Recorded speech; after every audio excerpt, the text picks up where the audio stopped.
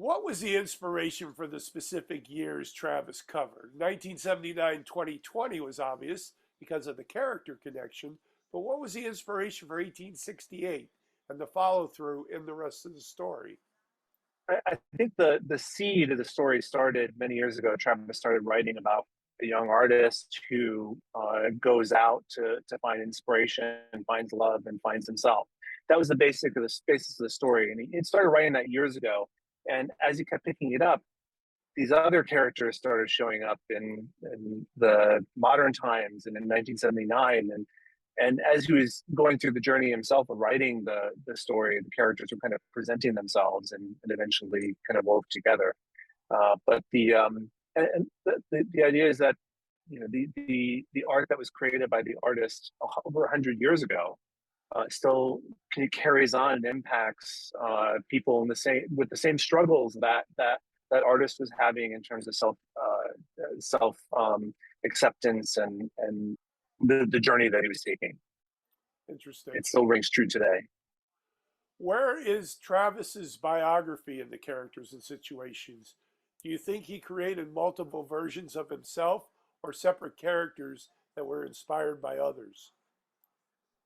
I think the entry point for Travis, I think, is closer to the artist, that journey, and the other characters are I don't necessarily think they're reflections of himself. I think they're maybe have been inspired by others, but his journey coming into the story, I think, is through Dylan, the artist.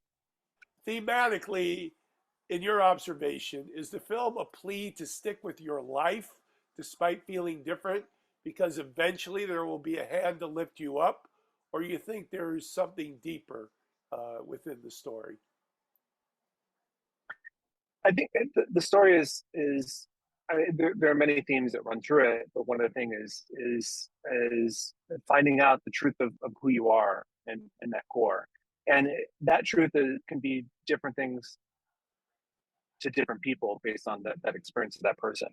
Right. And so there are many ways people find their truth and express their truth through life. And each character in the different time periods experiences that journey of discovery, acceptance, love, loss, and eventually self-acceptance themselves in different ways. But it's part of that same journey. Especially this one that journey is something that I think binds us in the LGBTQ community together.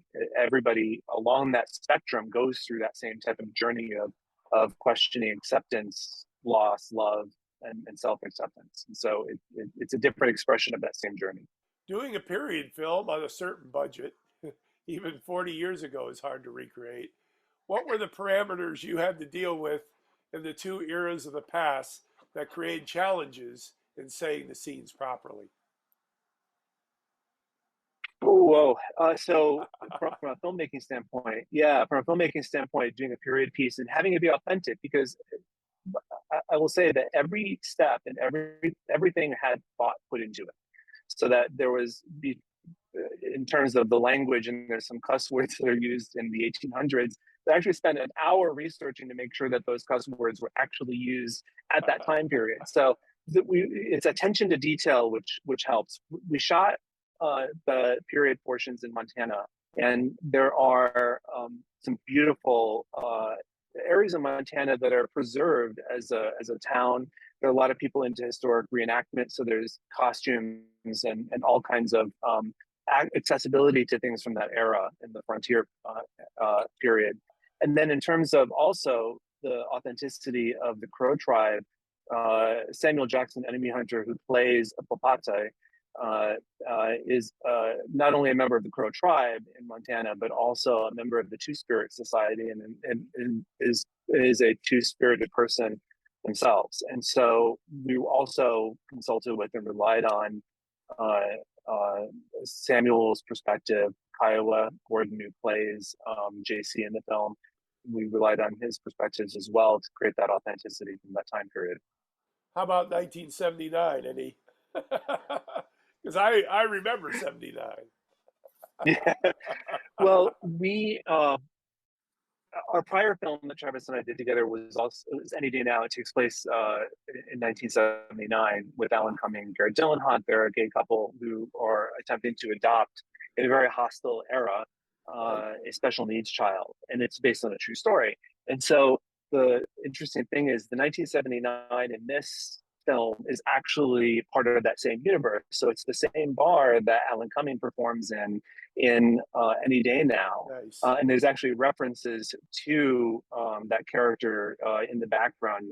Alan in Any Day Now wears this kind of fruit hat from one of his performances, and in the background in one of the bar scenes here, you'll see somebody wearing that in the background. That's So awesome. we had a lot of those costumes and props from Any Day Now that we were able to use. We went back to the same place, so we were able to recreate it from a portion of what we had before as well.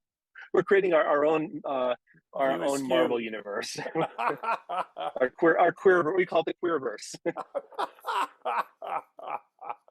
full of um, heroes, our own heroes. yes, exactly. So, give me a background of how you and Travis hooked up and started collaborating as a film team, especially in your coming in for A Day Now. So that's how we met, through Any Day Now, Oh, in that process.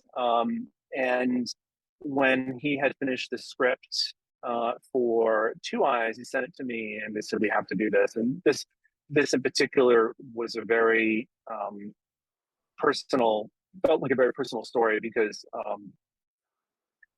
I've always wanted to help create stories where people can see themselves reflected on the screen. People who aren't represented or seen, because it helps them feel seen. And my coming out process when I was much younger was in the 80s and 90s was I just didn't see a lot of, there's a lot of tropes and a lot of stereotypes reflected that just I didn't relate to. So I wanted to create stories where people can see themselves reflected in an accurate and honest way on screen. And so that we said we had to make this film.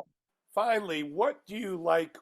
What do you most like the audience to take away from Two Eyes that you directly want to communicate to them? I want people to walk away recognizing that we're not different lanes under the same umbrella. We're all one community under the same umbrella, and that trans fighting for trans rights is just important as fighting for the marriage rights, marriage equality.